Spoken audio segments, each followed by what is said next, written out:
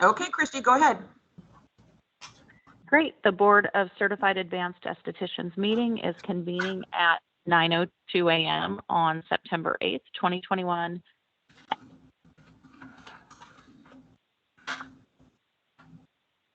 Roll. Christy Knapp, here. Mary Nielsen. Here. Rebecca Covey. Here. David Howe. Here. Jan Paquette. We know that she's not present. Kimberly Canaday. Here. Mark Davis. Here. Members, when you wish to speak, please state your last name for the record. For the record, public members calling into the public phone lines are asked to email April Fleming at april.fleming@dhsoha.state.or.us. Please provide your first and last name. Public and interested parties' feedback may be heard during the public and interested parties' feedback period if indicated on the agenda. Everyone is asked to use appropriate language, manners, and protocols when conducting board business. This meeting is called to order. And it looks like, Sylvie, do you want to do some introduction? Should we do introductions so that everybody can officially meet Kimberly and she knows who's on the call? Absolutely. So good morning, Kimberly. I am Sylvie Donaldson. I'm the director here at the Health Licensing Office. We're going to go through staff first, and I'll call on people so that people don't like overtalk each other. But I've been here with the office since 2009. So I've been here for quite some time. And I know you talked to Sammy this morning, but Sammy, do you want to introduce yourself?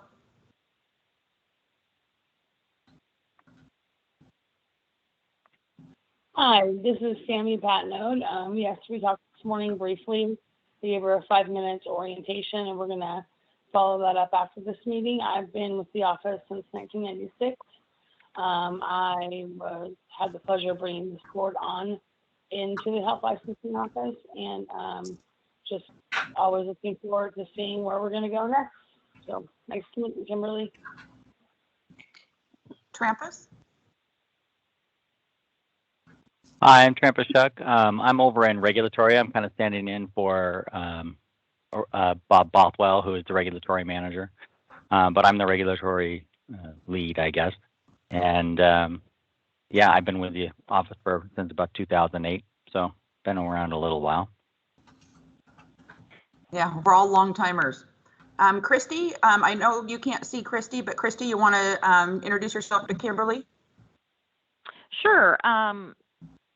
So I have been in the business for, I don't know, probably more years than I would care to share, but it's probably coming around 30 years.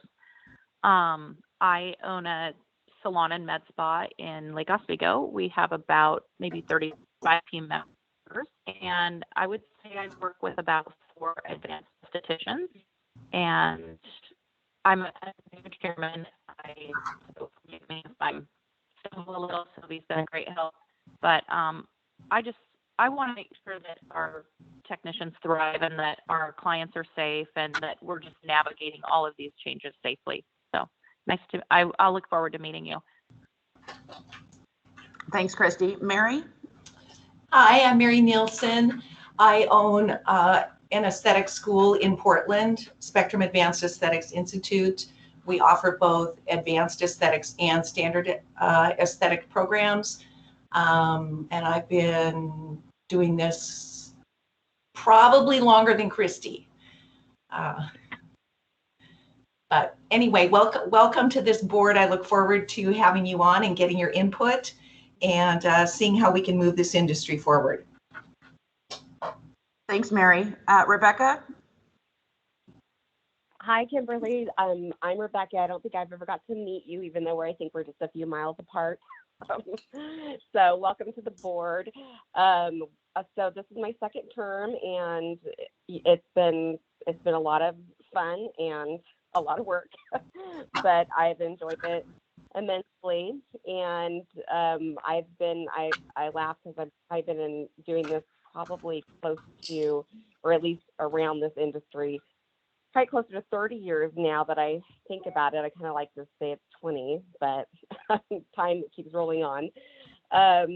So I have a similar business, I think, as yours, Kim, and we do a lot of the same stuff. So it's been fun watching this industry grow. It's been fun seeing this board come about, and just really making sure that we are able to keep elevating the industry as we go along.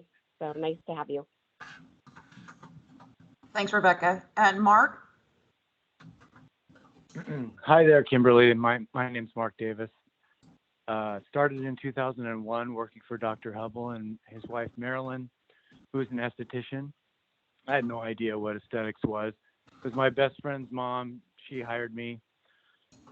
And I just I was working the phones and just gradually became fascinated with the industry and started learning. Then they promoted me to office manager and personal assistant. And then I moved up here and went to school to get my license in Euro Institute of Skincare.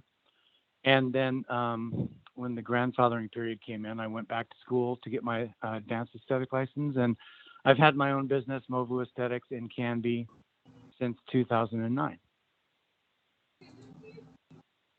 Thanks, Mark. David, did you want to introduce yourself? Sure. Good morning, Kimberly. I'm from the Public Health Division, Radiation Protection Services. I'm the program director at AIR. And we regulate all sources of radiation in the state, which includes lasers. Hence, while I'm on this board, I'm an ex officio member, so I'm a non-voting member. Thanks, David. And Kimberly, you want to introduce yourself? Tell us a little bit about you. Hi, good morning. I'm Kimberly. I'm a nurse practitioner. I've been a nurse practitioner for 12 years and a nurse for 21. I've done a variety of health things, so mostly cardiology and then some weight loss, but I've been doing cosmetic aesthetics for 5 years now, full time. Presently with a med spa in Bend, Oregon. And yeah, we have 2 advanced estheticians presently, and I just want to get involved and know as much as I can so that we provide the safest and best treatments. All right, perfect. Thank you, Kimberly. You're welcome. Thanks, everyone. All right. Yeah. So, Christy, you want to go ahead and move on to the next item on the agenda? Yeah. Do you want the approval of the agenda? Yes. Okay. Do I have a motion for approval of the agenda? This is Nielsen. I motion that we approve the agenda. And do we have a second? This is Davis. I'll second. Okay, great. Let's see here. Do you want me to go over the board meeting dates for 2022 at this time, Sylvie? Oh, Christy, you have to do roll call for the motion. Oh, sorry. And It's okay. Kimberly, since you haven't been on this call before, you'll realize that I'm extremely new. So Sylvie's still coaching me. Okay, so I vote, I'm going to call a vote to approve the agenda. Christy Knapp, yes. Marie Nielsen? Yes. Rebecca Covey? Yes. Kimberly Canaday? Yes. And Mark Davis? Yes. Agenda is approved. And do you want to pick up from here, Sylvie? Sure. So we picked out 3 meeting dates for next year. So we picked out February 23rd, May 18th, and September 7th. If long as nobody has any issues with those dates, you can vote on those dates. If we need to move some, we can do that. We also may need to insert or move dates at a later date, but for now, that would get these on the calendar. Hi, Sylvie. Sylvie, can you say the dates again? I'm sorry. Sure. February 23rd, May 18th, and September 7th. So Sylvie, should I make a motion to approve those dates or? Sure, yeah, as long as nobody has any issues with it, yes.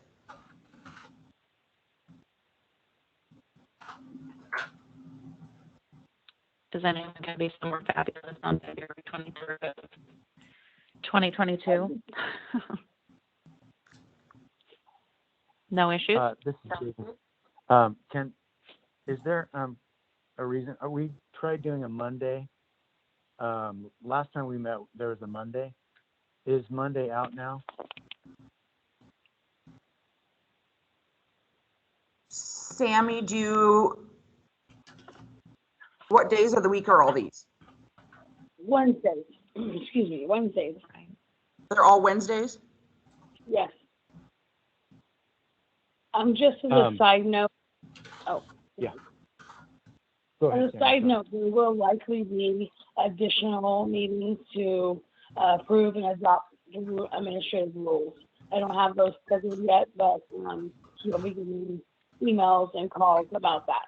So this is a follow-up. This is Davis. No problem. Thank you. And this is far enough in advance that I can just block it off. Most salon spas, they have Mondays off, Sunday and Monday off because we work on Saturday, and Wednesday's a pretty big day for me. But it's far enough in advance. I don't mind blocking it off. But I was just asking.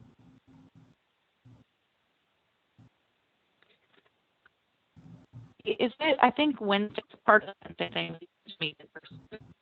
So I know there's issues with getting the room and things like that. So Christy, you're cutting out really bad. I couldn't hear what you just said.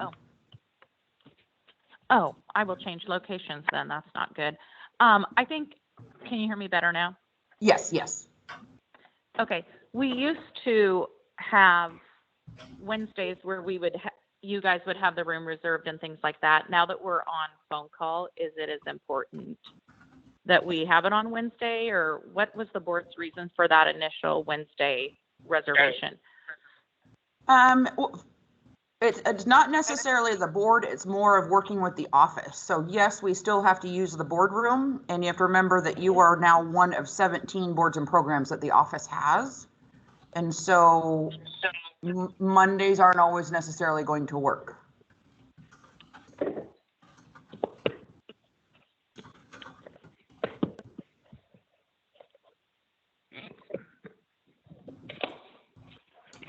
Does anybody else have any preferences or any input on the dates that were already presented?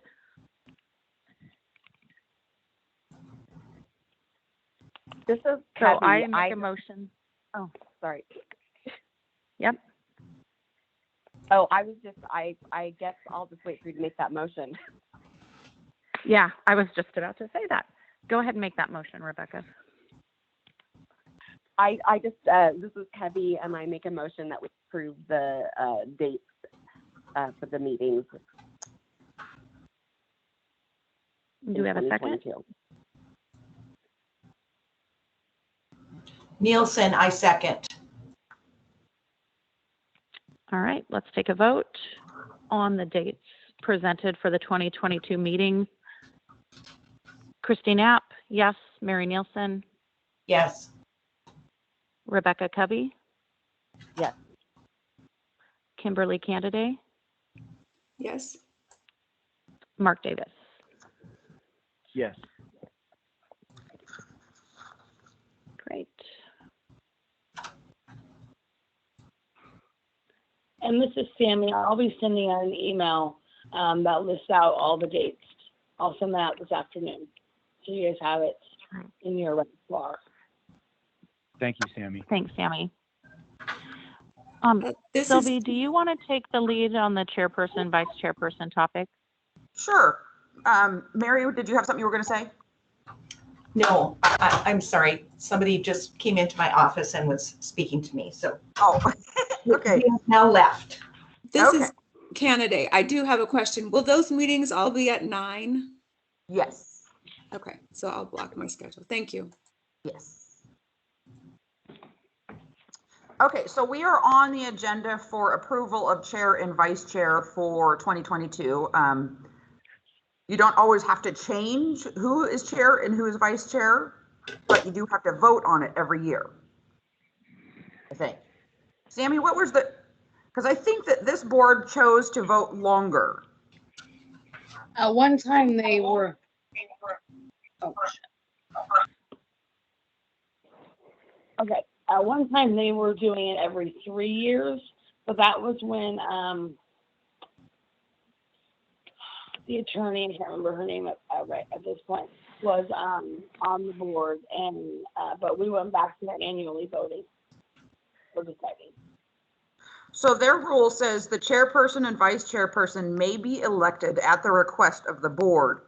The elected board chairperson and vice chairperson may serve continuously until the board elects another chairperson and vice chairperson.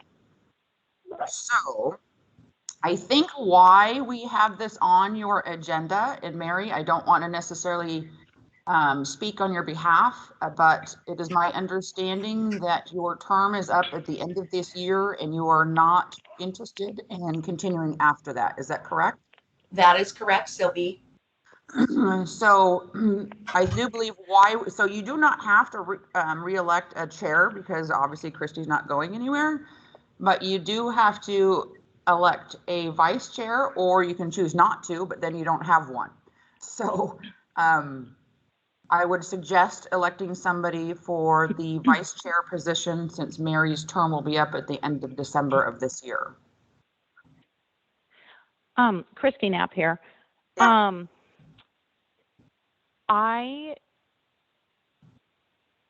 guess I have concerns about Mary stepping down because we are barely meeting the minimum number of people to even have our meetings.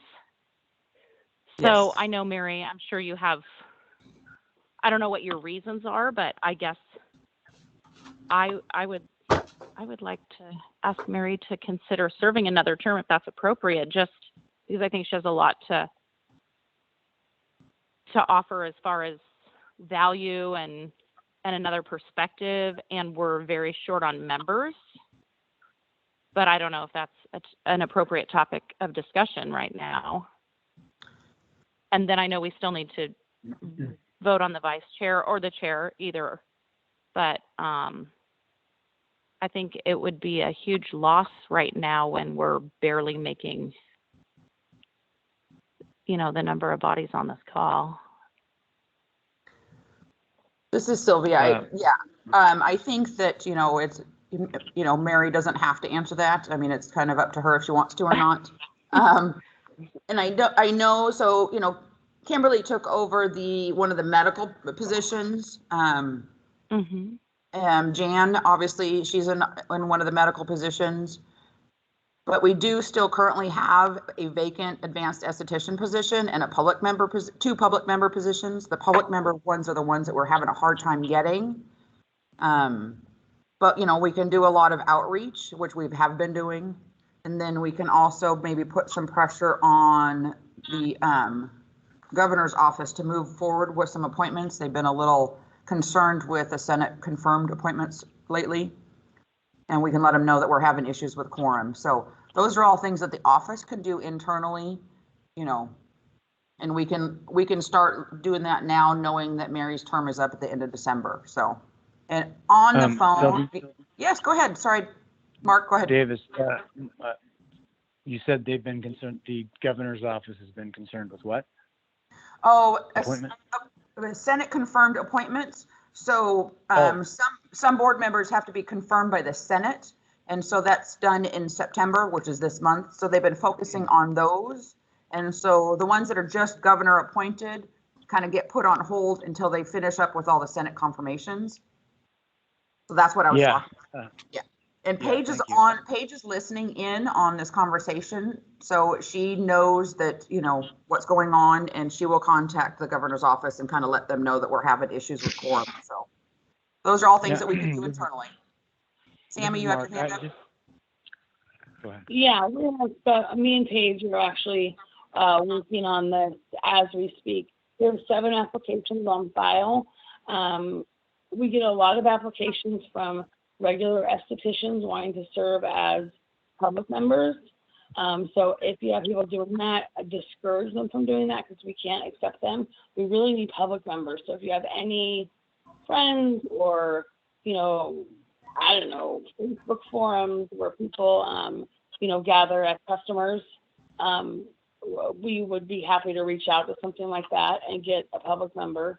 Otherwise, we have very few actually advanced esthetician applications. So we will definitely do an outreach, like Sylvie said, and get a lot of out posted to the web. But feel free to have them send or call me or Paige at any time. We'll work to help them through the process. Thank you, Sammy. This is Mark. I just wonder if we should just sort of shelve this and handle that problem as it comes, because we don't have enough really. And it's sort of hard to, we're going to vote on a vice chair. I don't think that's, we should not do that right now, especially if we have some people potentially going to be coming up and new people.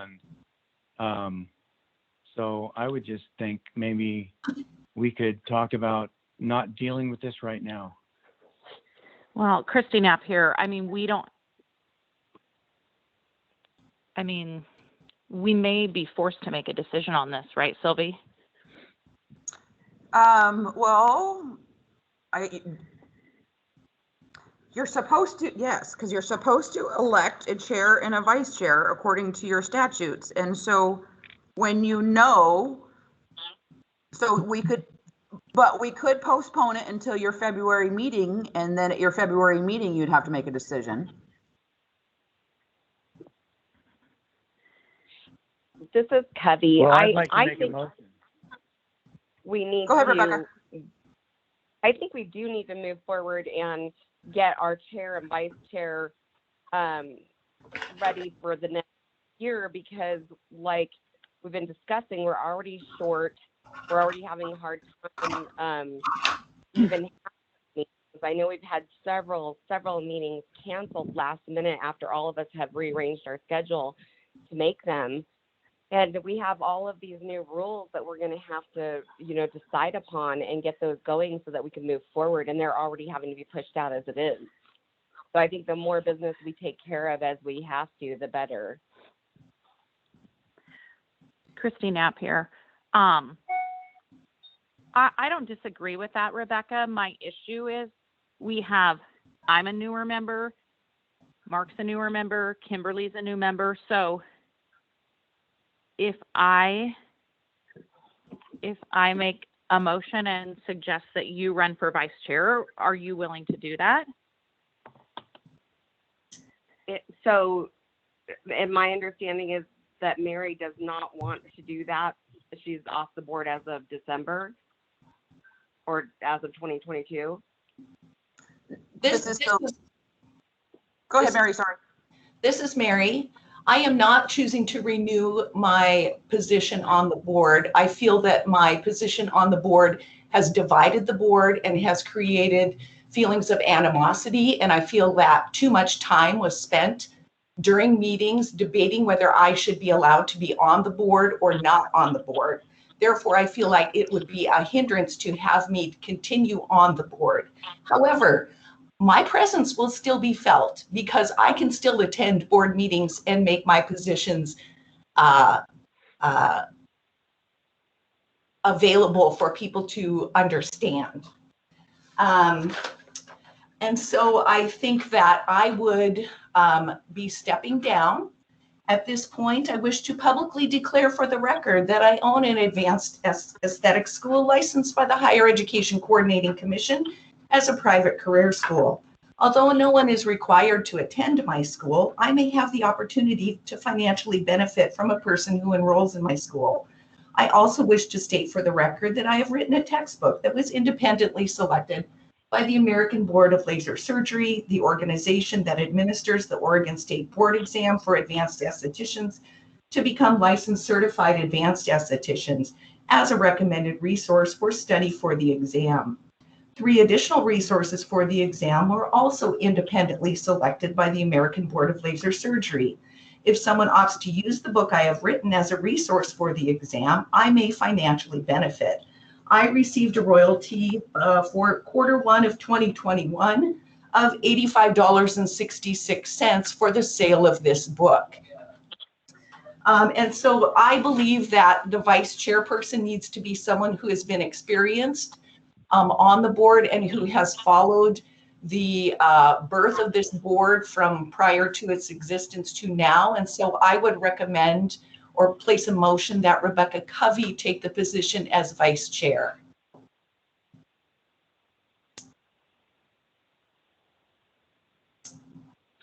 Christy Knapp, I second that.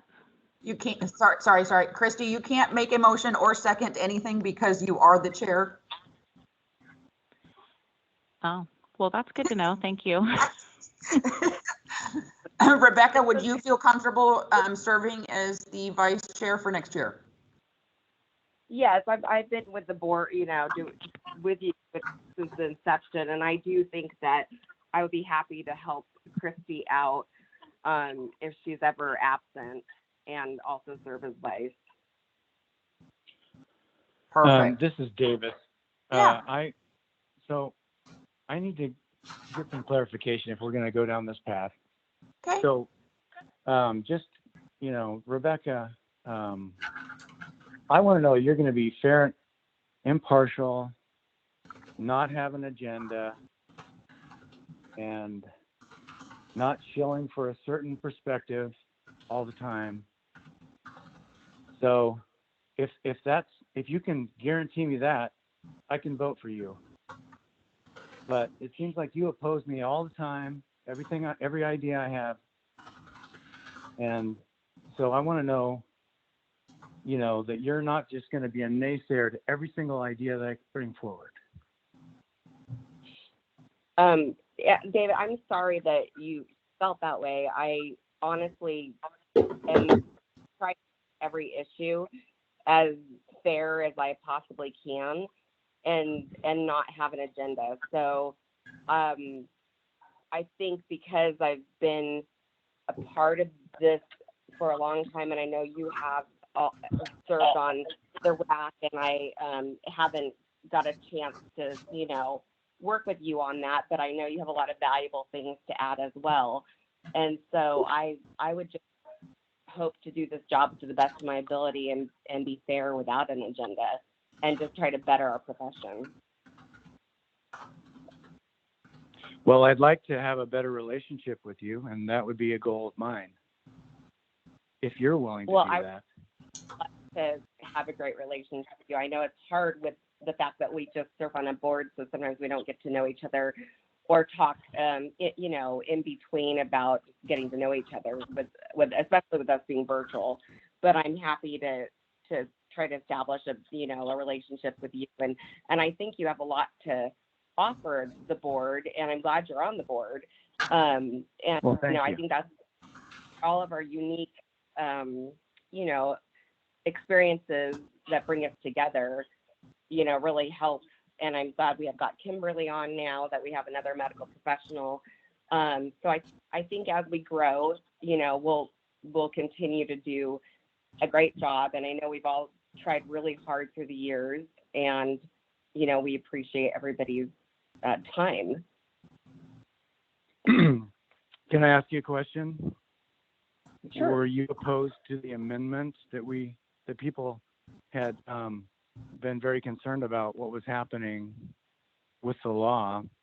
Were you opposed to that, and were you very, very opposed to it? And now do you support what's happened with the amendment? Okay, so I'm just going to try to clarify that. So you mean everything that happened before with the law that affected the regular basic estheticians? I don't think that's what they're calling them anymore, but I always supported that basic esthetician, because I'm also a basic esthetician, along with as being an advanced esthetician, and I have basic work for me too. So and Sophie, what do you call the basic esthetician now? I forget. Just an esthetician. Just esthetician. Okay. So I mean, I feel like I've been in support of things changing, but I just want to make sure that I'm really happy with the outcome that we're at right now. Okay, fair enough. I mean, I think there were some things that I wanted to make sure that all the hard work that we had went through, in the interim, that was served. But I definitely, know how it felt, because the same thing happened to within our scope as well before we created this scope. So I definitely had a lot of empathy for what they were going through. So I'm very happy that we're here and we can move forward. Yeah, and I appreciate that. So,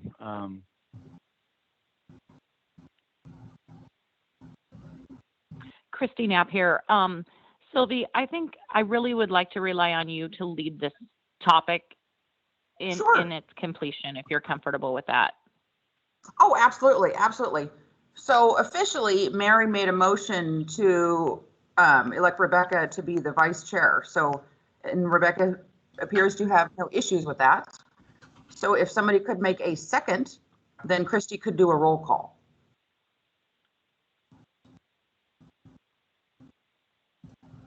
That would be kind of up to either Kimberly or Mark to make a second.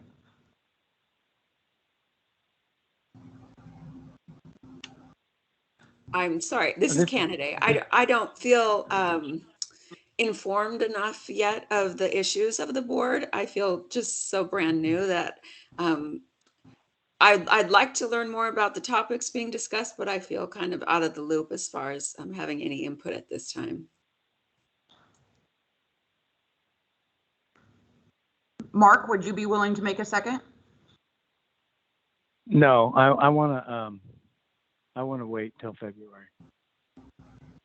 Okay.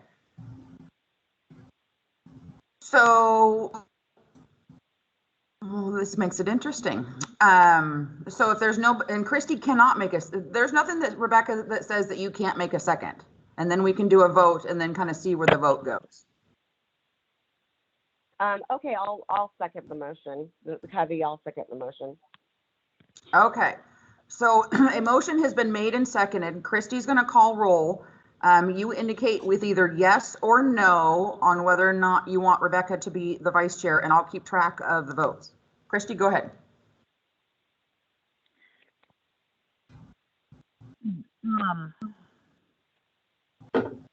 Do we need to have any more conversation before we take this? That's up to you guys. So David If here, anyone feels inclined to speak, yeah. David here, can you hear me? Yes. Mm-hmm. Yeah. Yeah, just a couple observations. It seems like, if I'm getting this right, really there are two different issues. I mean, having elected officers, your chair and vice chair, is one thing. And to me, that's a separate issue of, the quorum challenge that you have as a group. I think in some ways you're blessed that you have a very diversified board. But when you have diversification, obviously, you get conflicts. And because people have different perspectives and different business models and philosophies, isn't a bad thing. It really comes down to, as a group of people who recognize there are sometimes large differences, but if you have that professional respect for the industry and each other, then you can overcome this type of thing. And I think you oftentimes come away with much better decisions.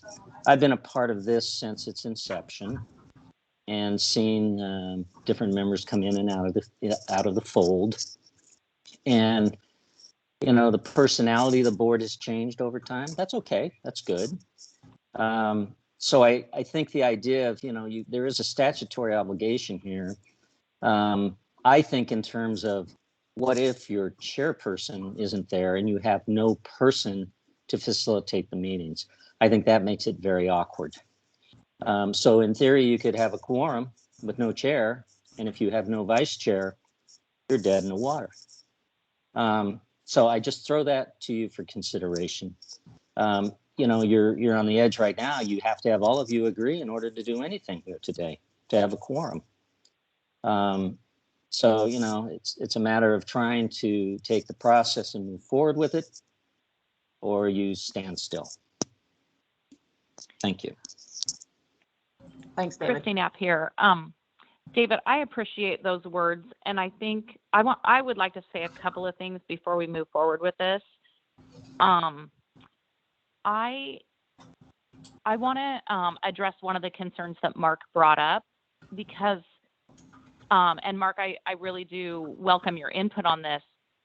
I appreciate what you're saying, but my concern with February is, for us, Mark, nothing's going to change, because whoever comes on board between now and February is going to be new. So then they're probably going to be of the same mind as Kimberly today, where they're like, I respect Kimberly saying, her vote would just be where does she throw it out? Because she hasn't worked with any of us.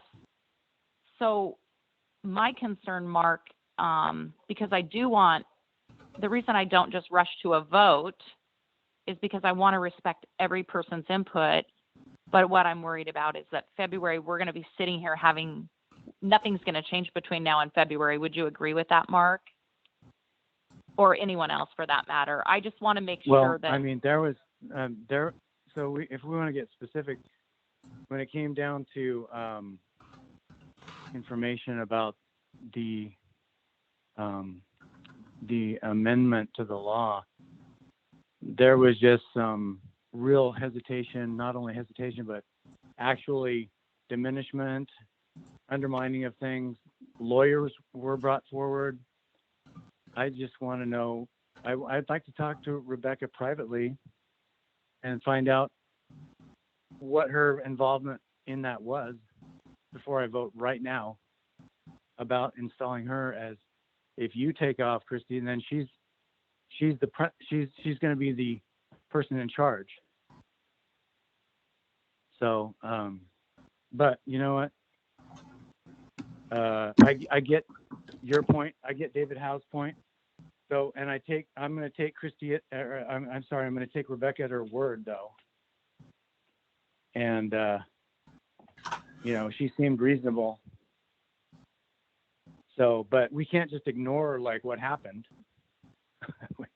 We can't just pretend that didn't exist.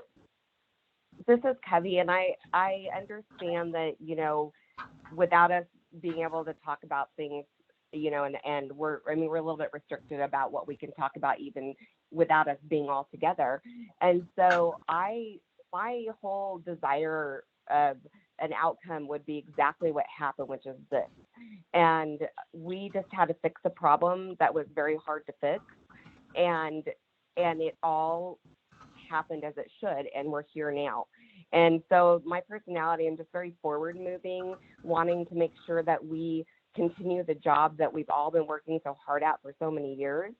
And I don't have any desire to, be like, over the top of anything. I just want to help us all move forward as a group. And so therefore, I'm not trying to control an outcome. I just simply want the best for our board and for our profession, and the best for, the boards that we work with, such as the cosmetology board. So I think, I'm happy to, kind of develop that relationship, because I'm sure that it's possible you just don't know me that well and don't know my involvement into how I feel about different things. But I don't feel like I personally, I think it's an entire board, and we're all coming together to make, the best decisions that we can for the profession. So it's almost like for me, it's not a personal thing. It's more of a collaborative thing. Well, that's good to hear now. So let me ask you this, Rebecca. If I vote yes on you, then we can start the slate clean, and you give me your word of that. I'm happy to. I'm happy to get to know you better. I think you have a lot to bring to the board, and I just want the best for everybody that's in this profession. So I mean, there was a time that I would have disputed that, but I think that I'm willing to put how I feel about things aside to move this forward. If that's what you're saying you want to do, you want to move this forward so we can all work together and respect each other's opinions, and no shenanigans. We'll just get straight to it, and we can have a conversation about stuff. And I won't have to feel like I can just guarantee and count on you're gonna oppose me at every single step of the way. No, I would never want to do that. I mean, I definitely have felt strongly about some of the things to make sure that as we worked so hard that those things were erased. But I definitely don't have any ill feelings towards you at all. And I think that we all have something to bring to the table. Yeah, I agree with that. And Christy Knapp here. I just want to say, and I will say, I feel like I'm a little bit blessed because I truly feel neutral on almost all of the topics we bring up. I mean, Mark, I appreciate you being frank, and I also appreciate that same trait in Rebecca. And I do feel like we all are at the top of our field. So if we have an issue that we feel would serve the board, that's the beauty in choosing people that feel like you guys both sometimes have opposing sides of an issue. And I see a lot of validity in both of those. And that's our job, is to sort those out in the best interest of the public. Would you agree with that, Sylvie? Like, am I absolutely. as a new chairman? So yeah. I think some of these conversations, as awkward or hard as they are, I think they're very, very good conversations. And I do think we are at a disadvantage not meeting in person, because I think all of a sudden we're thrown into this phone situation and we're having to just vote and make all these decisions on this super fast moving situation. Like David said, the personality of the board has, it's the learning curve is crazy for all of us. And I think some of these conversations are really good conversations to have. But I also feel like Rebecca just brings one side to the conversation, as does Mark, as does myself or Mary. Mary's been in the heat of, she's been held to the fire too. And I think her opinion still represents a really great opinion that we need to hear. So I can appreciate all of these hard conversations. So thank you, Mark. Well, this is Davis. Yeah, I'm heartened and glad that Rebecca now feels that the amendment is a good thing. That now she feels like she's happy that happened. She was very, very opposed to it, but we have to now do the job of overseeing this. This is an important step. Rulemaking is going to be, I read through what we'll talk about, shortly, is that rulemaking is going to be extended, as some of us knew anyway, because it's like, there's a lot of things here to deal with. And one thing I do appreciate about Rebecca, to not be unfair, is that she's very protective about our advanced scope, our advanced license. I deeply appreciate that, Rebecca. And so, you have been on that side of the issue, and I'm licensed advanced. So yeah, all right. I'm willing to take a vote now, if you guys are. Okay, so Sylvie, this is Christy Knapp. I just want to clarify, we are voting on the topic of Rebecca Covey being the vice chair. Correct. Okay. I will now call for the vote. Christy Knapp, yes. Mary Nielsen, Yes. Rebecca Covey. Yes. Oh, does Rebecca not vote, Sylvie, or she does No, vote? you have to vote. Yeah, you're right at quorum. Okay, Rebecca Covey. Yes. David Howe is not a voting member. Jan Paquette is absent. Kimberly Canaday.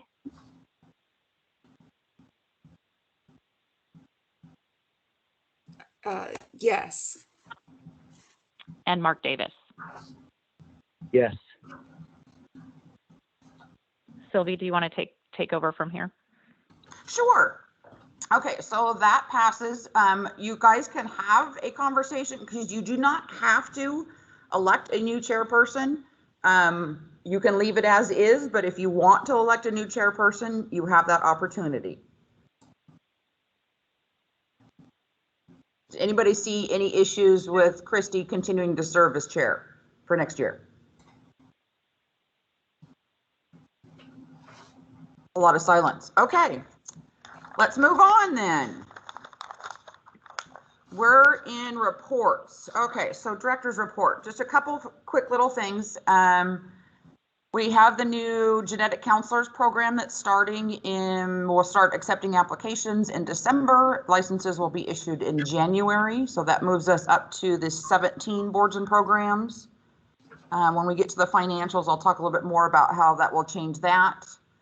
We do have our front line. So for those of you who've been into the office, know that we have usually there's 4 to 5 people out on the front line.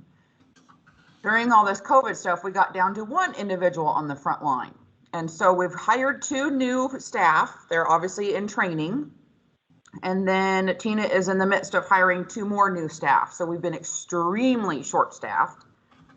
We're still open by appointment only. And so we have been pulling other staff from other duties up to help out with the licensing. So we're working really hard to get that back up to normal again, staffing-wise. So there's been issues and complaints about the length of time for responses versus with phone calls and emails, that it's just because we've been extremely short-staffed. So a little update on that. I'll get into more COVID stuff in a little bit, but let's go through some of your statistics slides. And I can give you more details if you want. If you are looking at them, we can kind of go through them fast. It's kind of up to you. The first slide shows licenses issued, broken out by quarter.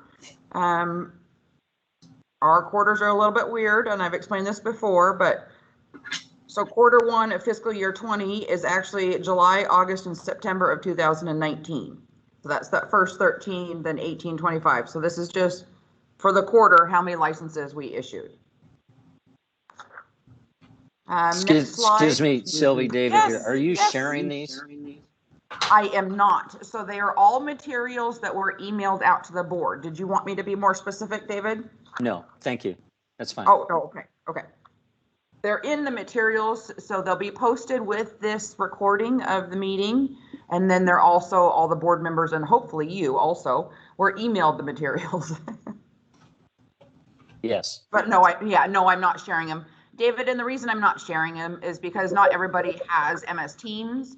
So there's several individuals who are on the phone, so they wouldn't be able to see it anyways. Understand. Thank you. No problem. No problem. So the next slide shows licenses renewed and then kind of broken out between paper and online. So we really encourage people to do the online renewal because obviously it's a lot less work on the staff and a bit quicker to actually get your license. But individuals obviously still can renew through the mail. So that's the blue is the paper, which means through the mail. And then the orangey yellowish color, that's the online renewals, again, broken out by quarter. Next slide shows the licenses by age and gender. So that orange color is female. So this is a majorly female dominated profession, obviously. And then the blue is other. Again, individuals do not have to declare whether they're male or female. But then also broken out in age. So kind of a younger profession. So the vast majority of the individuals between 18 and 41. But you do have several people who are the age of 66 to 73 with active licenses. Next slide shows the long-term licensing trend, again broken out by those weird quarters that we have, but it just shows over time that you guys are still growing. So Q1 of fiscal year 20, which was July, August, and September of 2019, you had an average of 344, and you're currently at 466. So still growing, which is good. Next slide just shows the statistics on the exam pass-fail rate. This is obviously not number of people. This is the number of times the exam has been taken. So if somebody has failed, hopefully they make it over into the pass section eventually.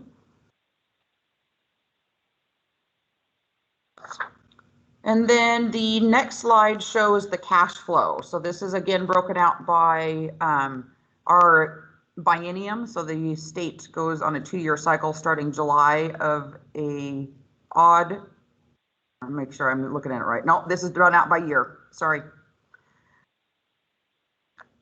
So 2019, so that's July 18th through June of 2019. Cash balance that rolls over into your beginning balance for July of 2019, ending in June of 2020. That again rolls over, so it just kind of carries forward. Your current balance is 118,807 as of the date this report was ran, which was August 24th. Down, yes. Sylvie, this is Yes. Davis Smart. Yes.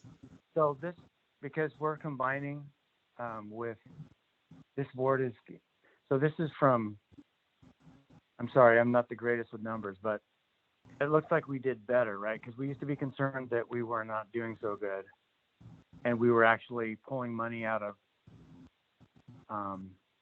like basically cosmetology, and we were concerned about that, right? We were burning through money, and we didn't think as many people were becoming advanced estheticians, you know. So this is a good thing, right? But then we're going to be combining with cosmetology. Can you talk about that for a second? Sure. So you are not combining with cosmetology. Every board and program keeps their money separate. So there is no combining unless the legislation says, I want you, HLO, to combine these two boards, which has happened to us before. So tattooing and body piercing used to be two separate boards and programs, and now they're combined into one. But that would be the only time that anybody's money gets combined. So yes, we were originally told there was going to be a lot more advanced estheticians than there actually is. However, how we work on, which would mean that less revenue is coming in. But how we do the internal allocation for expenses is based on how many licensees you have. So the shared assessment down on the bottom, that percentage, that's the percentage that you pay of anything that's shared between all boards and programs. And that's based on how many licensees each board has. So cosmetology pays a lot more percentage of, say, rent. You guys currently are paying 0.466% of rent, and they're closer up to the 85% because they have a lot more licensees. But that's how the expenditures are done out. Did that answer your question, Mark? Yeah, thank you. Okay. And so that, yes.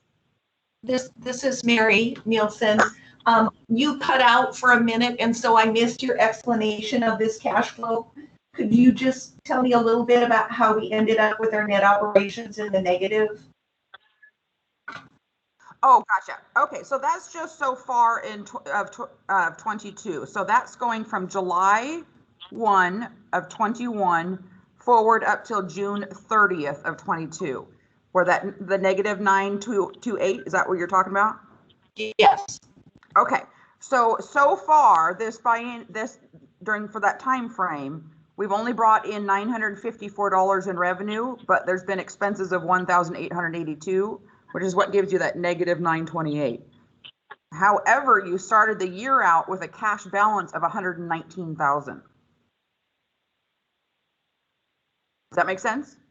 Yes. Okay. But we've got a ways to go though, right? Oh, absolutely. So yeah, because that was only, so this was ran in August 24th. So that's all of July and 24 days of August. Okay, I'm following you now. Thank you. Okay. Yep. All right, so down in the gray below that, where it has the 0.466%, that's the percentage that's going to change in July of 22. So in July of 22, the genetic counselors, we will respin all the numbers based on how many licensees they bring on. They're not projected to bring on very many. I think the latest projection was roughly around 60 licensees. So it probably won't affect it much at all because it's a very small program and they're very, very specialized. So there's not very many of them in Oregon, but that's what we do every time a new program or a major change to a program happens.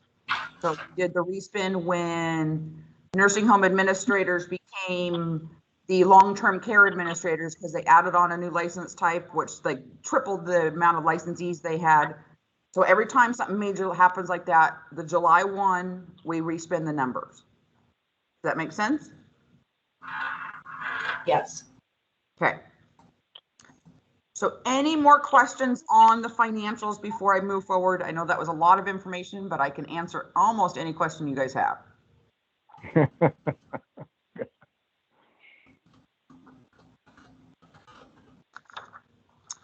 Okay, let's move on then to the regulatory report. Trampus, you want to give a little update?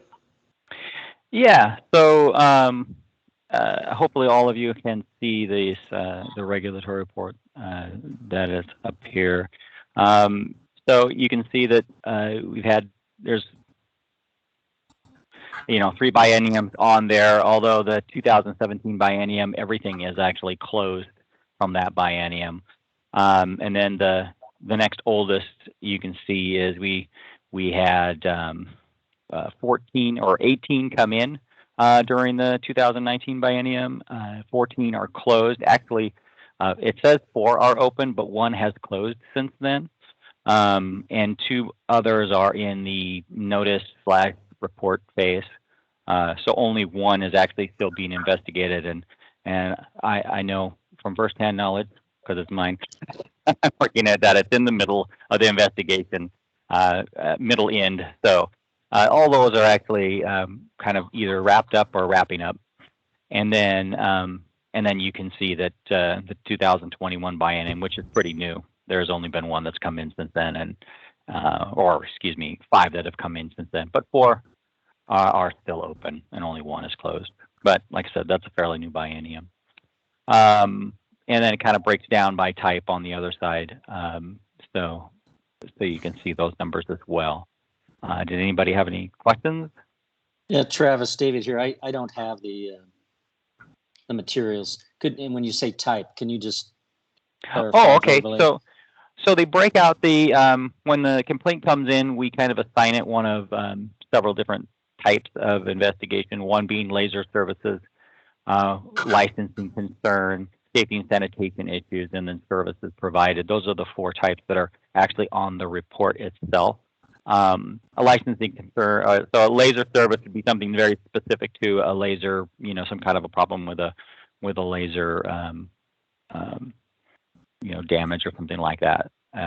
Licensing concern is if somebody turns in a complaint where they believe somebody is working unlicensed or esthetician working as an advanced or just has no license at all.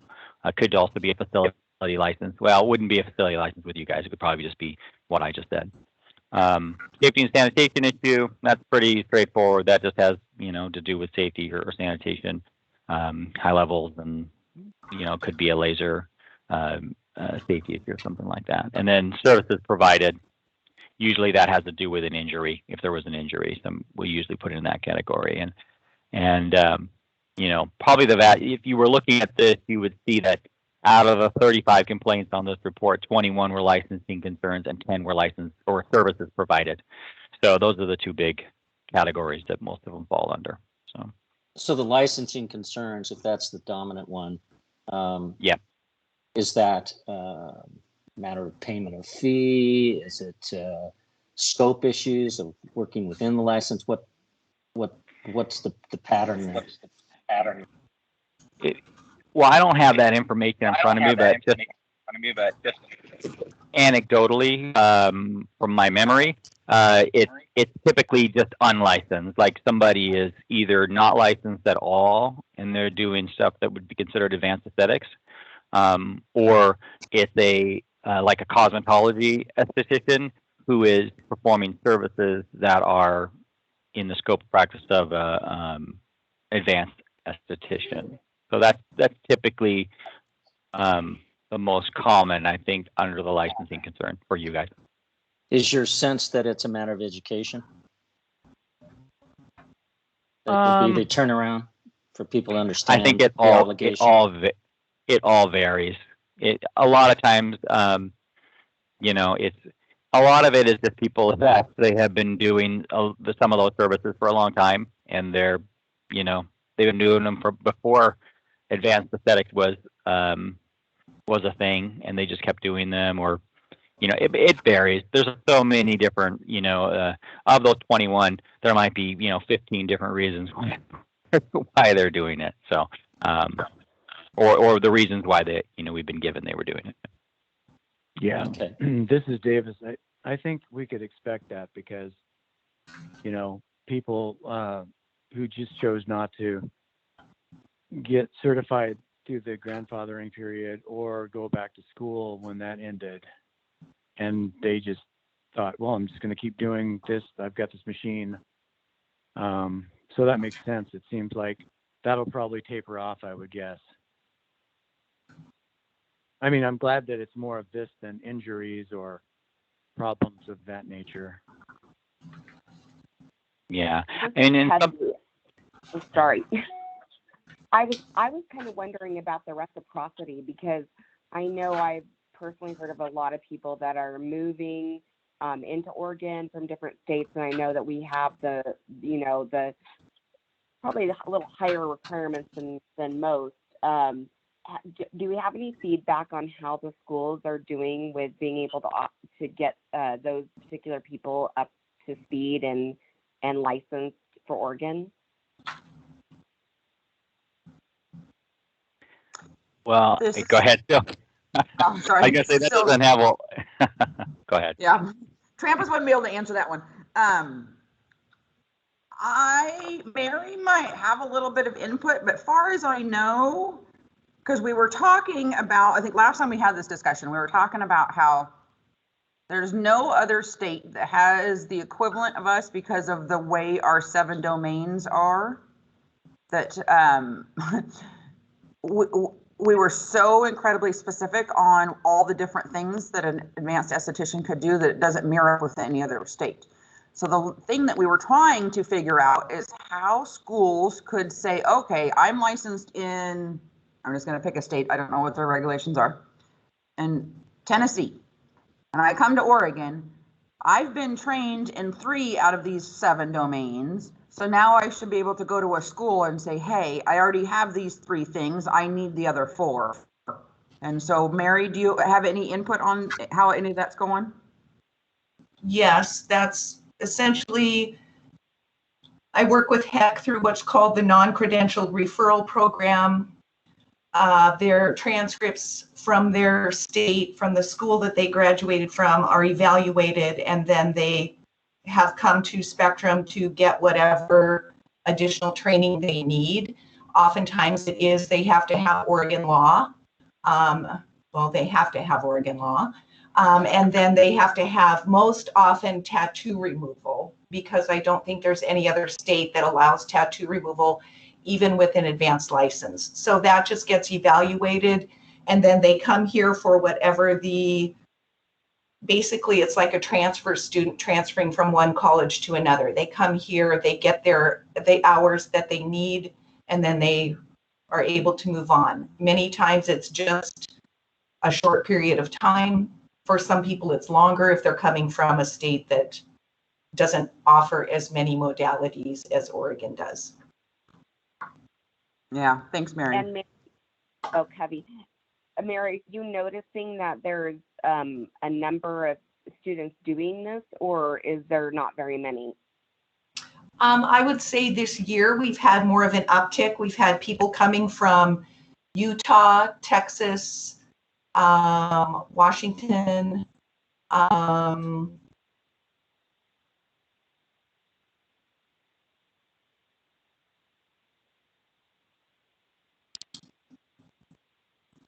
Virginia and Washington, D.C., and also Minnesota have added second tiers of licensure, but we haven't had anyone, at least here at Spectrum, transferring. It's been Utah and Texas. Okay. Well, thank you. Sure. And this is Tammy. That service is available to all schools to do, not just Mary's. All schools can take those transcripts and review them. Correct. So yes, this Nielsen, I believe there's other schools, it's happening in the same situation. I don't believe that we're just exclusive.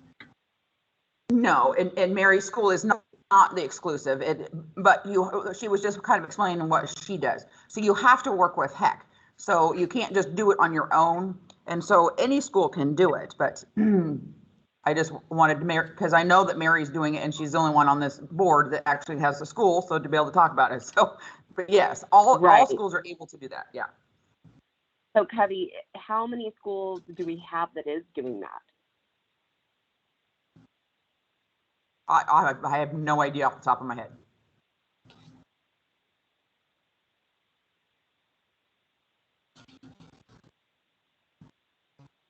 All right, does anybody have any follow-up questions regarding the regulatory report before we move on? All right, Sammy, you want to go on? So everybody, we're on the agenda under the policy report. We're going to talk about the administrative rules and kind of where Sammy's at and where we're going. Yes, so this is Sammy for record. I'm just going to kind of go in line of what are in your materials. Did everybody get a chance to look at the materials? Well, let me know. So the first item is a memo that went on Friday to everybody licensed as a in the cosmetology profession, advanced estheticians, and any interested parties. So basically saying that there's a lot of work to be done. It's very complex work. And basically the first RAC meeting that we had on August 16th, I think, kind of set the stage for what work we had to do following that. So based on that meeting, we recognized that a lot more work needed to be done. Some legal advice needs to be done. Kind of just reviewing several topics that I'll get to in a minute on where the committee is going. So I will be working with April to get some dates set. We have extra RAC meetings, and then we'll have to fill in for approving proposed rules. This will be for cosmetology and advanced aesthetics, and then approving permanent rules. So it's a lot of scheduling. Please be flexible. They will be virtual, and I'll try to be very succinct with the changes and have all the information to you in advance. Heather will probably be involved. Heather's our legal counsel to provide, any legal advice or feedback on how intention of how the laws are read and what we can and can't do. So be looking for those. I should have the meeting dates wrapped up, at least thoughtfully wrapped up by the end of the week is my plan. And then next is just kind of this is what we presented to the RAC on, I think it was the 15th, basically saying what House Bill 2970 did for the Board of Cosmetology and what it did for the Advanced Aesthetics Board. So in 2970 for cosmetology, I'm using the document. It provides ways in which estheticians can do temporary hair removal, so it just added specifics using creams, wax, threading, sugar, all the types of ways that hair can be removed, using lower level devices, not a laser, things like that. It specifies that estheticians can do eyebrow and eyelash services. So before it was just eyelash services. Now some of these things are going to take, we have to look at the intent of what the legislature determined, how they determine if these laws came into place. So some of these are, well, if you already know, there's practice clarifications that have already been done for eyelash and eyebrow services. So we'll be re-looking at those and updating them based on 2970 and how that played out to see, are there certain services that are not allowed to be done by basic estheticians and services that can't. So we'll be looking at those. Hey, Sammy. I just work. What? Sammy, this is Mark. So Mark. You gave just a whole lot of information there, super fast. But I'm trying to follow you. Can you, real quick, so you, eyelash, eyebrow services, I'm interested in that. So can you tell me what, you just sort of passed by that real quick, but I want to know about that. Could you talk about it for a second? You have a specific question? Basically what the law did is added, it previously said estheticians can do eyelash services, and now it's added in eyebrow services. So basically what me and Heather will be doing is looking at, are there services that could be done on the eyebrows that are outside of aesthetics, and are there services, and which services are allowed? For example, is brow lamination is that part of aesthetics? Now, before 2970, it was not. It had to be a hairdresser because it was using chemicals. But now that this new law went into place, is brow lamination now allowed? So those are things that Heather and I will be looking at to revise or keep the same, the practice clarifications. Okay. Does that make sense? Yes. Okay. And then another additional thing they added to the definition of esthetician or aesthetics is allowing for facial and body treatments rather than wrapping. So we'll be looking at what those differences are, how the word wrapping and treatment is different, and then likely doing a practice clarification or adding it into rule as a definition, maybe expanding probably a practice clarification on what the difference is between wrapping and treatment. So some of this are theories and I'm sorry, Sammy. I'm sorry. I'm really sorry. Can you say that again? Can you explain that again? Yeah. So previously, before 2970 went through, the law said facial and body. It actually just said body wrapping, and now it says facial and body treatment. So what Heather and I will be looking at is what those differences are and what the legislature intended for treatments to mean. Like, is it wrap? Treatments expand wrapping? Is it the same? So we'll be looking at that. Okay. Yeah, and just stop me if you have questions. That's perfect, Mark. Probably the biggest thing is that the law has defined. No, that's not true. So it basically states in the law now that galvanic current, high frequency, microcurrent, light emitting diode therapy, and microdermabrasion is that does not penetrate beyond the epidermis except through natural physiological effects, is now on the scope of practice specifically for aesthetics. So some of the things that the RAC will be looking at is, and we did look at to some degree, and probably where the biggest conversation was in our RAC meetings, is what is beyond the epidermis through natural physiological effects? Is there a layer? Is it a layering system to the skin? And how are we going to create that line? So that's what the RAC's looking at. That was a big conversation piece on what we talked about. They gave us some ideas on how we could word it, some ideas on where those levels were. And so we'll be working through those as we go. That's probably the biggest piece of cosmetology that we need to work through. That's great. And then to define, are you talking to me? Is there a question? I was just saying, yes, that's great. It's great you're working on that. Can I ask you this? And this is Mark, by the way.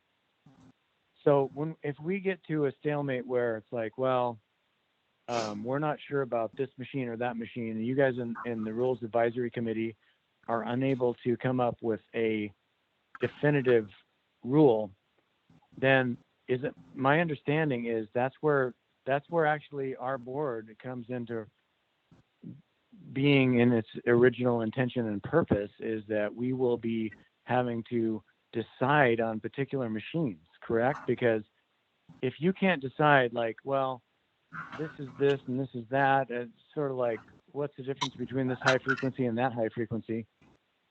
What's the difference between what? I'm saying, just as an example, if you cannot decide on a high frequency diode machine versus a high frequency, you're dealing with like cherry angiomas or whatever, and you're trying to decide, well, is this in advanced or is this in just esthetician? Then the board has to decide that machine by machine, possibly. Is that correct? We will likely not be looking at machine to machine. That would be a never-ending. It would be virtually impossible to look at machine to machine. And that's why we'll be looking more at the layers of the skin and what the machine does. Another big piece of what was talked about was that there may be radio frequency machines that a regular esthetician can use for their practice, and that same machine may be able to be used by an advanced esthetician. So how do we create that line? Because the machine does the gamut of what it does, and so where's that line so we can determine what's aesthetics and what's advanced aesthetics and where that line is. But looking machine to machine would be virtually impossible. So, well, no, I get that, Sammy. And so let me just clarify. So let's say that, and you guys, it sounds like you're doing amazing work there, by the way, and this is what needs to happen. But if we get down the road and you're trying to not have it come to this by putting it into rules, so you're creating rules so we can all have understanding what is in scope and not in scope. But if there comes a situation where a machine is causing damage to people, and that's the whole reason for the advanced licensure to be codified into law in the first place in Oregon, then at some point, like, does our board decide, oh, okay, we have to make a decision on this particular machine? Maybe. I'm not fully sure I understand your question. And maybe that will be ironed out as we go down, as the RAC continues to work and develop their recommendations. But I mean, there's always the piece where, it sounds like maybe the way route I'm understanding is if it's a device and there's an injury, someone's injured by a device, and there's a complaint made. There's always that the other way that you can write rules, or you can have a complaint come through and it can work through the complaint process, and based on whatever the outcome is, then the board, what's that term called, Sylvie? Precedent, where say a device is bad, then whatever the board decides about that machine is precedent, so we would move forward that way. If a machine is harmful. But yeah, at some point the board will be making this, both boards will be making decisions on how to define devices. That's what the unit RAC is doing. And then each board separately will take those recommendations from the RAC and adopt rules. Thank you, Sammy. I think what I'm trying to get at is, and I'm just sort of posing hypotheticals here, is that my desire is to see this board function as it is intended to function, and so that's where I was going. Is that the original reason why we got here in the first place. I'd like to address that. So anyway, off the subject. Sorry, go ahead. Well, and I think it's important so that I know moving forward. I mean, the intention is to protect public safety, right? And so that's the legislation intended, is that the board is here for public safety. And then with the new bill, is now intended that when it comes to devices, both boards will work together collaboratively to determine what those devices are defined as. Right. Yeah.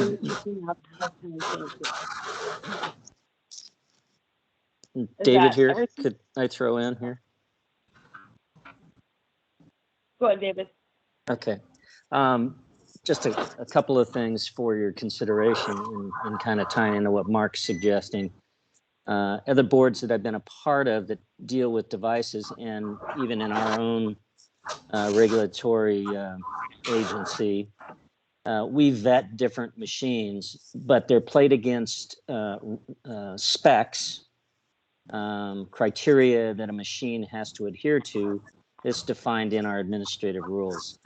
So we evaluate devices against our rules that have a criteria established, and it's whether a machine meets that criteria or not. And assuming it does, then it's going to fall into the realm of being safe for consumer, to be deployed for consumer use, and you can move forward.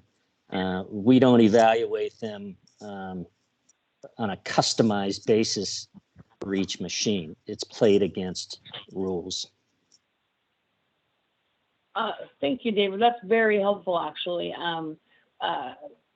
So I hadn't actually thought of it in those terms, or at least looking at it from radiation protection agencies, how they look at those things. So that's very helpful, and I'll bring that to Heather's attention, and we'll look into that. That's very helpful. Thank you.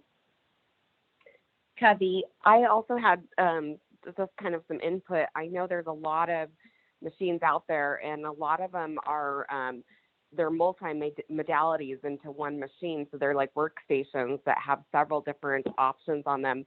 And so sometimes, like David was saying, you would look at your rules and then know which modalities you were able to operate under your scope, based on what those rules are. So like we know, for instance, that we, we're not going to fully ablate the skin. We're non-ablative.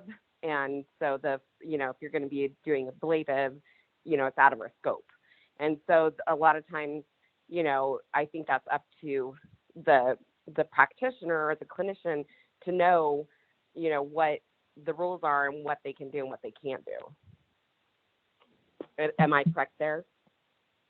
Yeah, and I think that's this is Sammy. But I think that's where the RAC's going, because it did come up several times that there may be a device such as, I believe they use radio frequency, where an esthetician could use that to do a certain thing that is in their scope.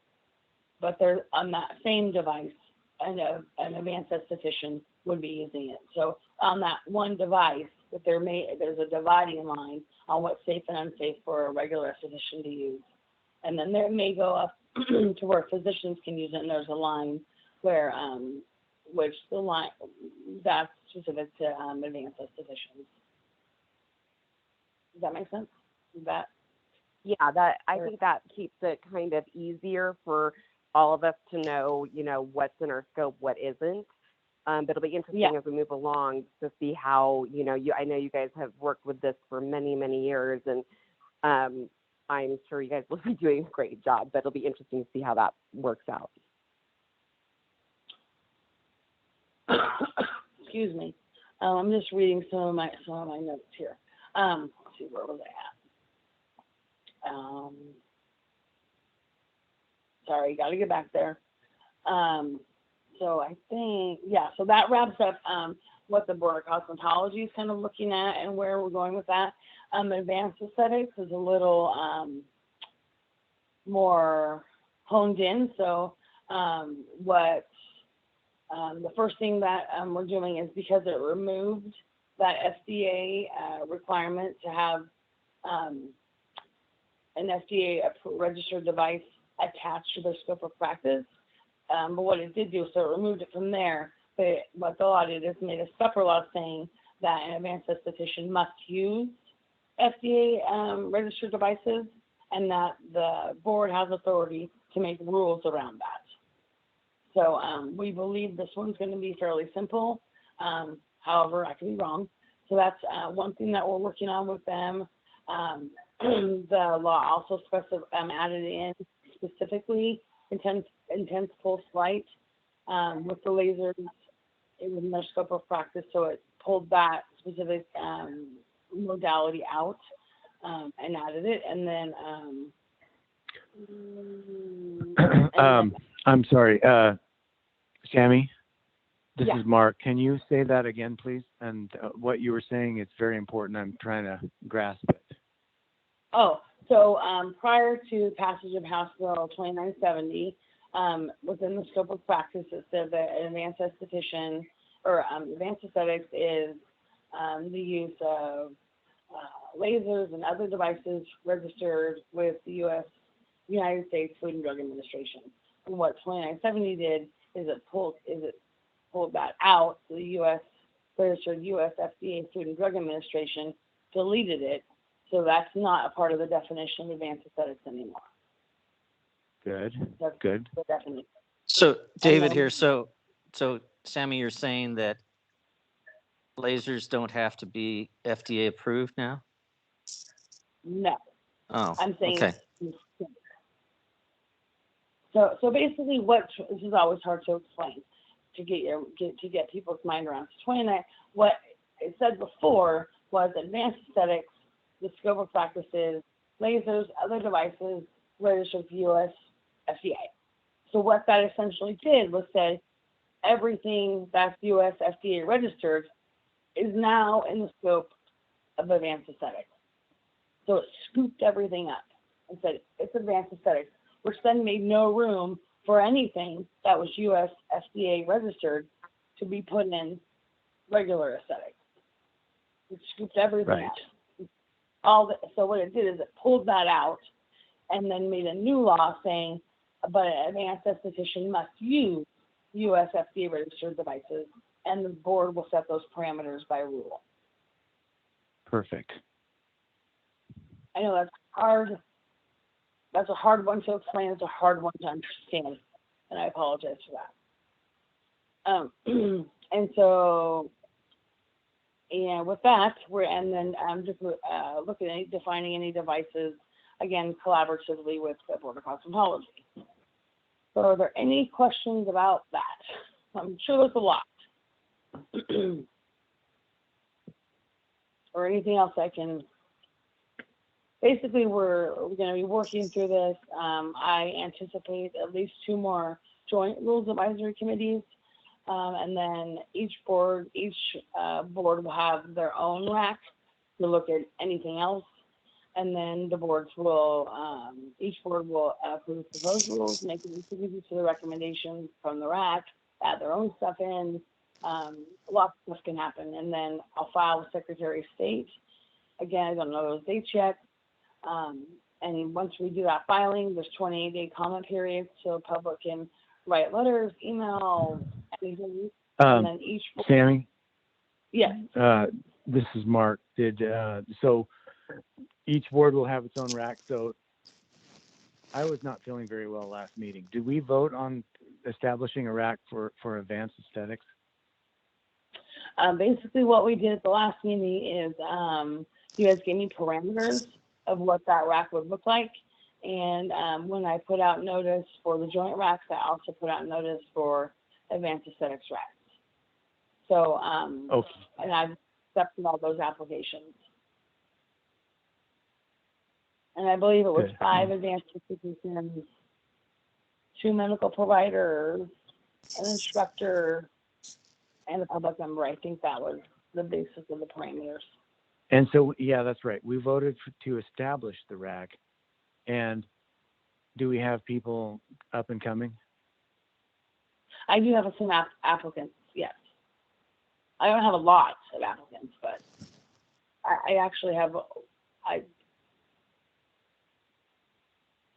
don't have an abundance. I'd say I got 10. So David here, how many do you desire when you say you don't have an abundance? I mean, only 2 applications for a bill that's very big and a lot of work that needs to be done. It's enough, but I'm not really getting to choose. What I have is what I have. You know, I'm not being able to look at like diversity and geography because there's just not enough. Mm-hmm. And I'll probably put out, actually, because I'll have more time, put out notice for to get more applications for the individual racks. I guess my point would be, you know, it seems like there's kind of a magical range of how big a board or a task force should be. If it's too large, it becomes cumbersome, and the inertia, you know, it's an issue, as opposed to you know, that certain number that allows you to, you know, to progress and take initiative and move forward. One thing in terms of the rulemaking and talking about the FDA approved devices, we deal with this all the time. There are a lot of new innovations, and I think Rebecca mentioned about, you know, multiple modalities and different things that devices do. And, you know, scientific world's pretty amazing in what they can do. So we oftentimes get things, Korea, China, what have you, that there are real design flaws. There are real issues with them being used with patients or clients. So I would suggest that a part of the rulemaking should be, you know, looking again at the, you know, you can have a device, the FDA can clear it. That only has certain limitations. It means the device is safe when you turn it on, but it doesn't mean it's safe in the manner it's used by a practitioner. So the training piece becomes huge. The operator qualification piece is big. This board's been really good about that in terms of lasers. And you've used universally recognized standards, whether it's ANSI or what have you. I would encourage you to, you know, continue that focus. And when you come to devices, once you define the specs, whether it's that it's been approved by the FDA, therefore it's good with your board, whatever you use, or certain energy levels or capabilities of the device, then it gets into, you know, what type of, are you going to require applications training by the manufacturer or a qualified person that actually teaches the practitioner about a given device? To say that, you know, you know how to operate A type device doesn't mean you're going to know how to operate B type device. So application specific training becomes that's been very important for us. I would suggest it probably will be important for you too. And then it moves into that operator qualification piece, which this board has spent a lot of energy and thought on, as far as, you know, coursework, hours, you know, guided or mentored sessions before you're an independent practitioner, that type of thing. So I just offer that for your consideration. Yeah, and I think that that as we go down this road and look at defining devices and all of these things, that will bring Cerinthia and the qualification analyst to look at what the curriculum is. Does it need to evolve? Are there areas that we're lacking now that we have a new law? And we've, you know, things have been extended, not extended. So we'll definitely be looping Cerinthia in. To that note, Always a lot of questions about the examination. And we're basically at the same place we were before. She did make some minor changes back in 2020 based on the board's recommendations. And then now that 2970 is passed and rules are being made, once that's completed, Cerinthia will start working on the examination and moving that in the direction where we'd have our own exam and it not being overseen by ABLS. So that I'm shooting in the dark here. And in 2022, I mean, if we consider rulemaking, the earliest will be done in April. She has all, time. She'll have to have all that time to review the exam, write questions, hold her own committees. I would say July 2023, we probably have an exam. That's me having no real knowledge. I'm just thinking what the work she'll have to put in to do that. So, and Mary had sent an email in regards to that. So did that answer that question that you had, Mary? And Mary, if you're talking, you're on mute. You're on mute. Okay, thank you. Yes, I appreciate that very much, Sammy. That's just the clarification I needed. No, I just wanted to make sure that I got that in there. It was just a good segue.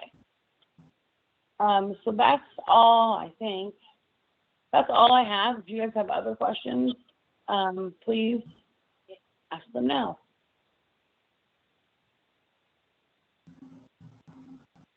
Well, this question comes to mind about the exam. So we're just, what exam are they using now? The ABLS exam, American Board of Laser Safety.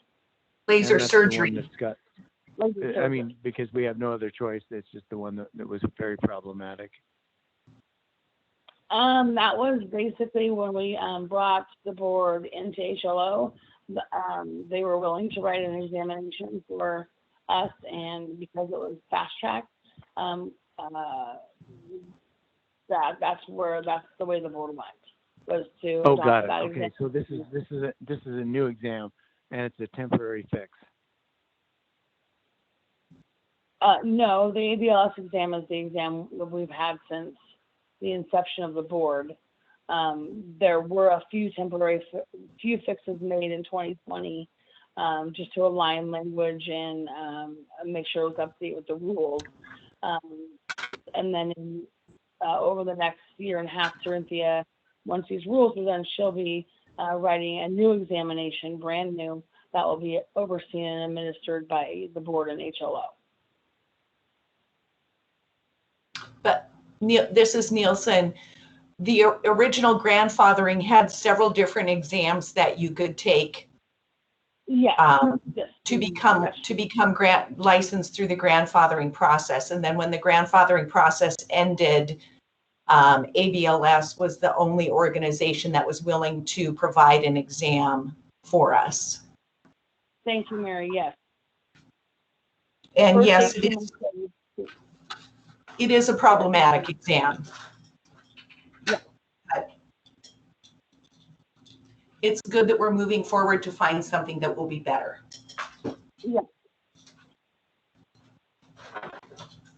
And then I think that's it. And then if you guys have questions during the interim, feel free to give me a call or email me, and I will put them on my, my little list, and we'll just keep working our way to success and completion of rules. So that's all I have. Thank you, Sammy. Thank you, Sammy. Does anybody else have any questions for Sammy?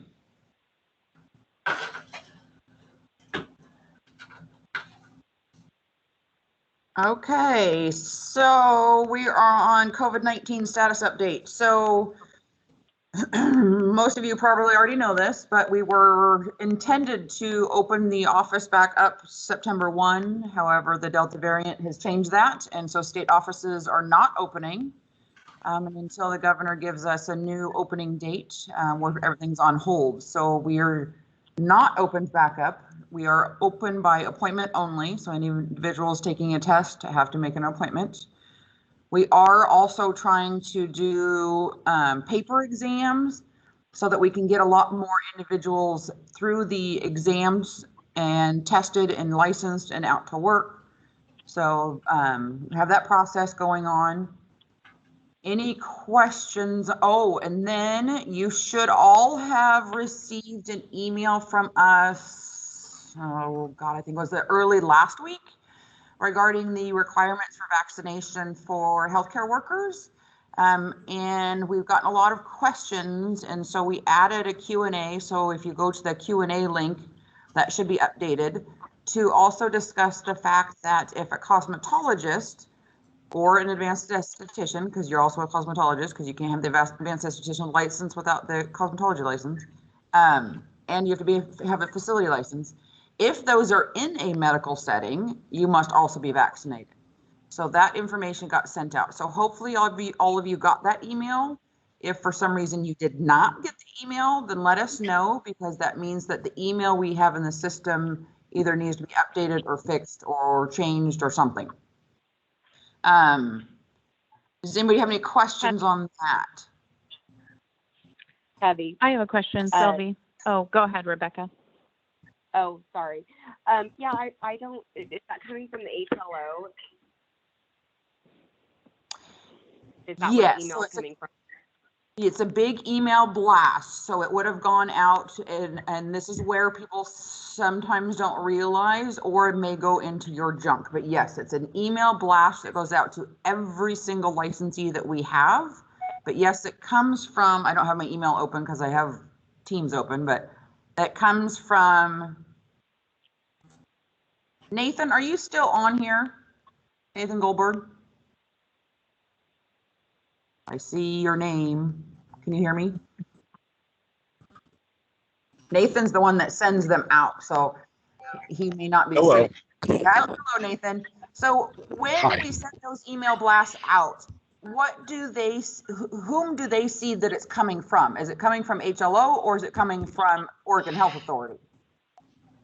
Well, give me a second here and I will look. Because Rebecca, if you're not getting it, for one, you can touch bases with Nathan later, and Nathan can actually look to see exactly what happened with your specific email, because he gets that report. But then also, once he determines who is it from, you might check your junk mail, because you'll want, and then you'll want. Okay. To. Go ahead, Nathan. It is from, it says Oregon Health Authority, and the email it comes from says oha@service.govdelivery.com. And I also might want to mention, as long as you're on this topic, there are two email providers, Yahoo and AOL, that apparently auto filter these out before they even get to you. So my suggestion is, if your email is one of those two, is that you create a free Gmail account or a free Outlook account and use that. It's also, just so everybody knows too, that it's also posted on our website. But yeah, you definitely want to make sure. The other thing too is adding that OHA@theservice.govdelivery.com thing to your contacts. If you add it to your contacts, then your email won't necessarily automatically, because it's going to think it's coming from somebody you know. Kathy, so I have a question. I haven't got to read through this whole thing yet. Found it. But does this also require, like, everybody, like even somebody that provides your cleaning services, to be vaccinated as well? No. So you'll want to, so if you found it, you're going to want to click on the link. So one of the links will go to a Q&A, and it specifically talks about that. No. So it's people who are providing services in close contact to another. So your cleaning services that come in the evenings and clean your offices are there's a specific question about that, and they're excluded from that. Sylvie, this is Mark. So yeah, the email is very unclear. and it was talking about medical professionals. So I don't know that that applies to any of us. So it doesn't talk about medical professionals. It says health care. So it's healthcare. So it talks about what the definition. Are we in the business of health? It depends on where you're working. So a barber who works in a retirement facility is working in a healthcare situation. So okay, all right. This is Sammy. Based on the Board of Cosmetology's last meeting, they asked that we do our due diligence and update, try to sort out about how to get different ways to find out information through HOO, how to get on these different email lists, how to send your information. So Nick, Callie, and I are working on, I'm devising a memorandum that will go out for stylists, all emails, just kind of giving everybody, here's how to find that information. So we do know that this is a hot topic, and we want to get the information in the hands of practitioners. So we're working on ways to do that. So we're putting out a memorandum. Was there a law passed, or is this just directives, overreach, and directives to sort of get the state involved in other people's personal medical, and to deal with forcing people against their choice to do things with their bodies that they don't approve of? So we're not going to have that discussion here, Mark, but if you read the email talks about the rules that were implemented, whom implements them, and also who can regulate them. That is not a rule that was put in place and adopted by this board. It's adopted through the public health, part of the Oregon Health Authority. They have every right to do it. So all that information is in that email. So I would highly recommend reading that, and then also reading the Q&A. And then if you have questions, you're welcome to contact me privately after this meeting. Okay. Christy Knapp here. I have one question that's somewhat COVID related. And I will circle back to how this is affecting our advanced estheticians in a moment, but how far out are you guys booking exams? Like, are you backed up for, last time I actually heard it was several months. Is that still accurate, or no, that's not the case? No, we haven't been several months behind for quite some time. When we started doing the paper exams is how we started getting caught up, because we were originally, like we were told, we were going to open September 1. So we had only booked, the appointments up through September 1. And then once we were told that we weren't going to open September 1, then we started doing the paper exams again. So I don't have the actual numbers right in front of me, but you're welcome to contact Tina, the licensing manager. She'd be able to give you an exact detail, but I would say that it's most likely about a month and a half out. Okay, thank you. And I think where the concern is coming in the field that I'm hearing is a month and a half is a long time to a person who has recently graduated or fulfilled their commitment. So there's that issue. And then when we were discussing creating a board or a committee of like school owners, I had some people mention to me that they wanted to discuss more pathways to licensure, so without getting in the weeds with some of this, because some people can't even go to advanced school until they get their basics. So then they're stuck in this holding pattern with the 6 weeks or whatever the actual number is. It all kind of comes to mind depending on how long COVID lasts. Are there other ways, like, can we get the exams in the schools, or we don't want to give them that authority? And can the schools be doing more things virtual? And where does the board sit with helping facilitate any of that, if any at all? Right. So for one, this board doesn't get to facilitate anything to do with the cosmetology. So the cosmetology exam is the one that people are having the heartburn with. My best suggestion is to contacting Tina directly. She knows exactly what's going on, exactly what the issues are. Different schools are having different issues, and she streamlines all that and explains to them what the issues are. And it's really helped that school make sure that, for one, that the student is doing things at the appropriate times. Everything's going real smooth, you know, and submitting all documents versus, you know, submitting one thing and then still not submitting another, and then it just hits in pending because she can't schedule them for an exam until they're 100% ready. And so, but contact Tina directly on that, especially if a school is having a specific issue. She is more than willing to work with everybody on that, and she's really streamlined that process quite a bit. Great, thank you. This is Nielsen. Christy, I think that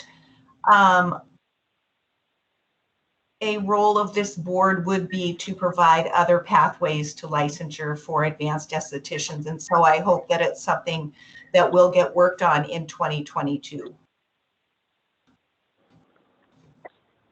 Heavy, I agree with that. You know, even looking at some of the things that we looked at maybe in the very beginning, we even talked about the potential of having other ways for them to get their hands on. So I don't know if that's something that, you know, we can definitely look into next, you know, in the next year as we move through this. But I don't know if apprenticeships are out of the question, but that might be even something we could consider for people that are in remote areas. Yeah. Christy Knapp. So how, without without going too far into this conversation, how is the best way for me to help facilitate some of these things being considered or being cultivated so that we can actually make some traction, Sylvie? Sure. So I think the reciprocity thing is going to be more of a Sammy and Heather. So first off, Sammy and Heather, which this is why it needs to wait, but Sammy and Heather will need to review the statutory language to determine if there's any wiggle room to have anything to where there is kind of this hybrid experience, education related stuff on somehow somebody could get, you know, into Oregon. And then once we have that answer, then we'll know what steps to go, whether if the board has the authority to create something. And if not, then again, it's going to back to the legislation and saying, you know, here's what people would like. Here's what the issues are. Here's, you know, why Oregon is so unique compared to other states. And here would be like the best solution to fixing that. So, but without Sammy and Heather doing that digging down into there, we don't really know the answers yet.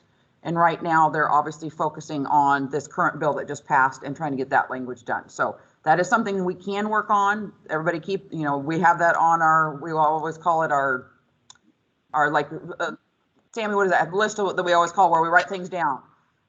My list, my rule list, my file.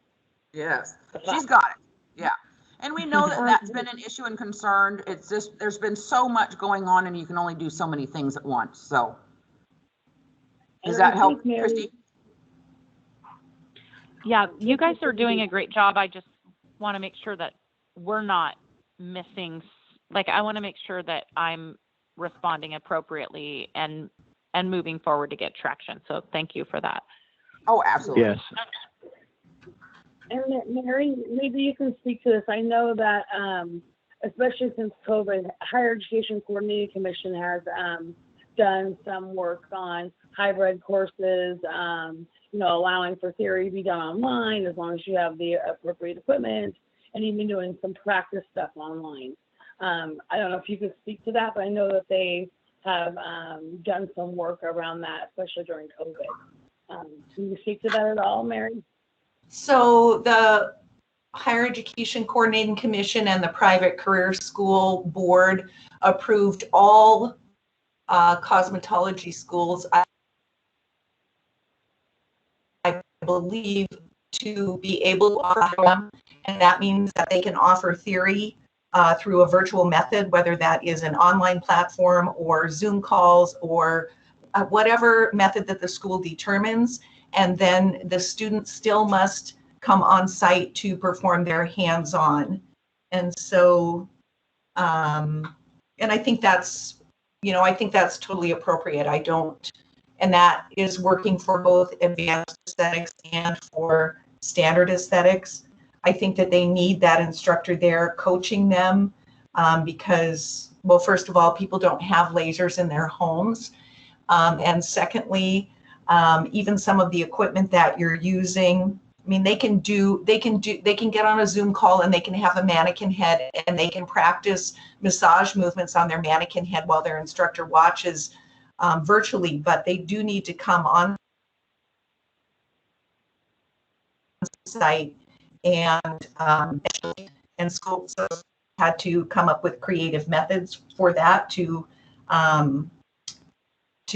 meet, distancing requirements. And, we closed to the public for 16 months. Students could work on a member of the public or a member of their family that they brought in from home. And they were kind of like a one-on-one or two-on-two situation, but we reduced our class sizes in half and managed to, make it through the year. But it has been challenging, and I think that people were looking forward to things getting better, and we're kind of back masking and acrylic shield over your face. I bought these acrylic boxes I think you've seen where people put their head in the acrylic box and the esthetician puts her hands through the holes in the box so that I'm sure that nobody's breathing on anybody else. And it's been challenging, but that it's challenging for everybody. So I guess I rambled on, sorry. So we hate to break up the party, but Kimberly only marked out 2 hours, and so she's got to go, and we're quorum deficient. So all right, so let's so she's got to get going. So we're on item number 4, which is public interested parties feedback. There is nobody on the phone, so there's no need to do that. Item number 5 is other board business, and it sounds like we've talked about other board business pretty much all throughout the meeting. And so Sammy's been taking notes. I've been seeing her writing a bunch of stuff down. Kimberly needs to get going here. So sorry for the speediness of closing out the meeting.